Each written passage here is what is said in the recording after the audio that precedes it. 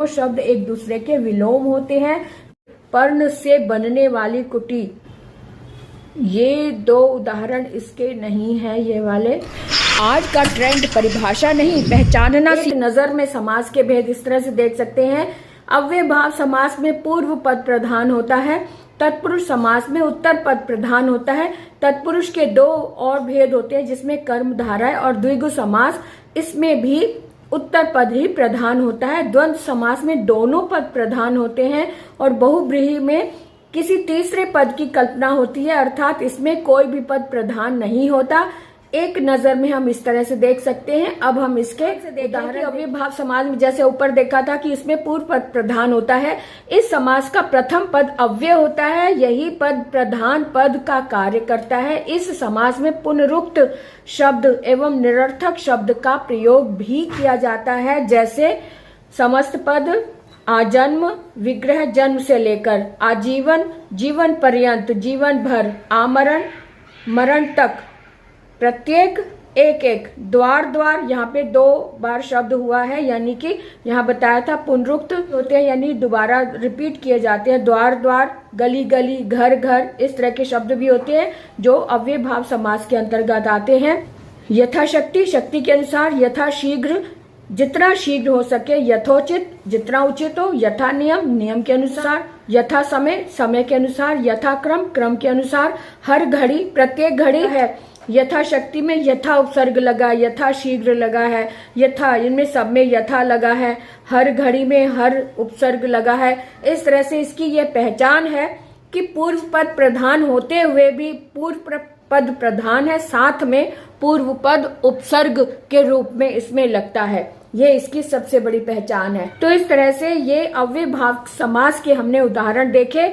अब हम देखेंगे कि तत्पुरुष समास में क्या परिभाषा है और तत्पुरुष समास में क्या मुख्य होता है, क्या प्रधान होता था कि इसमें उत्तर पद प्रधान होता है। तत्पुरुष समास में उत्तर पद प्रधान होता है। तत्पुरुष समास का उत्तर पद प्रधान होता है, इसमें पहले पद के साथ लगी हुई विभक्ति का लोप हो जाता है। तत्पुरुष समास में कर्ता और संबोधन कारक की विभक्ति का प्रयोग नहीं होता। इसमें मुख्य बात यह समझने की है कि तत्पुरुष समास में कारक होते हैं। कारक चिन्हों से हमें पता चलता है, अगर इसमें इसको विग्रह करने से कारक चिन्ह सामने आते हैं तो इसका मतलब यहाँ पर तत्पुरुष समास है। अब इसी तरह से कर्म तत्पुरुष को देखें, क्योंकि इसमें कर्ता कारक नहीं उपयोग में लाया जाता। पहला, क्यों कारकों में सबसे पहला कारक कर्ता होता है, लेकिन तत्पुरुष समास में कर्ता कारक का उपयोग नहीं होता, इसीलिए कर्म से शुरू करेंगे। कर्म तत्पुरुष में को चिन्ह छिपा होता है। कर्म तत्पुरुष को पूर्व पद में विभक्ति का लोप हो जाता है, जैसे ग्रामगत, गांव को गया हुआ, स्वर्गवास, स्वर्ग को गया हुआ, ग्रहागत, ग्रह को गया हुआ, यश प्राप्त, यश को प्राप्त, सिद्धि प्राप्त, सिद्धि को प्राप्त, परलोक गमन, परलोक को गया हुआ। तो इस तरह से को चिन्ह आ रहा है, इसलिए ये कर्म तत्पुरुष है। ऐसे ही करण तत्पुरुष के उदाहरण देखेंगे। करण तत्पुरुष में से आता है, से यानी के द्वारा या के साथ। तो प्रेम आतुर, प्रेम से आतुर, भयाकुल, भय से आकुल, शोकाकुल, शोक से आकुल, अकाल पीड़ित, अकाल से पीड़ित, भयभीत, भय से भीत। ये भयभीत यहाँ पर गलत दिया हुआ है। भयभीत जो डरा हुआ होता है वो पंचमी में यानी अपादान का उदाहरण है। इसको आप कट कर दो, कई बार मिस प्रिंट भी हो जाता है पुस्तक में। तो पंचमी में अपादान में का मतलब है अलग होने के का अर्थ आता है। भय से भीत, भय से डरा हुआ। तो यहाँ पर ये भयभीत जो है, डरा हुआ वाला जो होता है, डरने के अर्थ वाले को हम अपादान में रखते हैं, तो इसको हम यहाँ पे नहीं रखेंगे, ये करण कारक का नहीं है।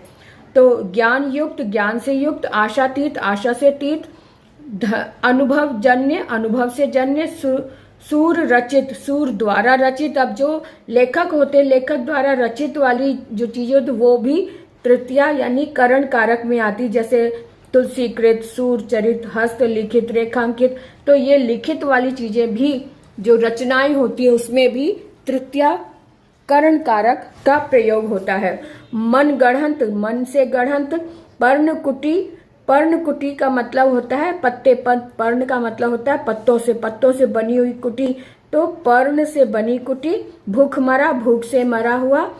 ईश्वर प्रदत्त, ईश्वर द्वारा प्रदत्त। मन माना, मन से माना। तुलसी कृत, तुलसी द्वारा कृत। गुण युक्त, गुण से युक्त। गुरु दत्त, गुरु द्वारा दिया हुआ। गुरु दत्त यानी गुरु द्वारा प्राप्त। तो इस तरह से ये अब हमने पढ़े करण तत्पुरुष के उदाहरण। अब हम पढ़ेंगे संप्रदान के लिए, जो चौथे नंबर पर आता है संप्रदान, जिसका चिन्ह होता है के लिए। क्रीड़ा क्षेत्र, क्रीड़ा के लिए क्षेत्र। विद्यालय, विद्या के लिए आलय। व्यायामशाला, व्यायाम के लिए शाला। पाठशाला, पाठ के लिए शाला। प्रयोगशाला, प्रयोग के लिए शाला। यज्ञशाला, यज्ञ के लिए शाला। हथकड़ी, हाथ के लिए कड़ी। जेब घड़ी, जेब के लिए घड़ी। गुरु दक्षिणा, गुरु के लिए दक्षिणा। देव बलि, देव के लिए बलि। देशार्पण, देश के लिए अर्पण। सत्याग्रह, सत्य के लिए आग्रह। संप्रदान के कुछ और उदाहरण है, वो भी देख लेते हैं। युद्ध क्षेत्र यानी युद्ध के लिए क्षेत्र। रसोई घर, रसोई के लिए घर। गौशाला, गौ के लिए शाला। क्रीड़ा क्षेत्र, क्रीड़ा के लिए क्षेत्र। देशभक्ति, देश के लिए भक्ति। माल गोदाम, माल के लिए गोदाम। राह खर्च, राह के लिए खर्च। हवन सामग्री, हवन के लिए सामग्री। इस तरह से हमने जिसमें के लिए ये चिन्ह आ रहा है वो संप्रदान तत्पुरुष कहलाता है। अब हम देखेंगे अपादान तत्पुरुष, जिसमें से चिन्ह होता है लेकिन अलग होने के अर्थ में आता है। अलग होने के अर्थ में आने वाले ये उदाहरण अब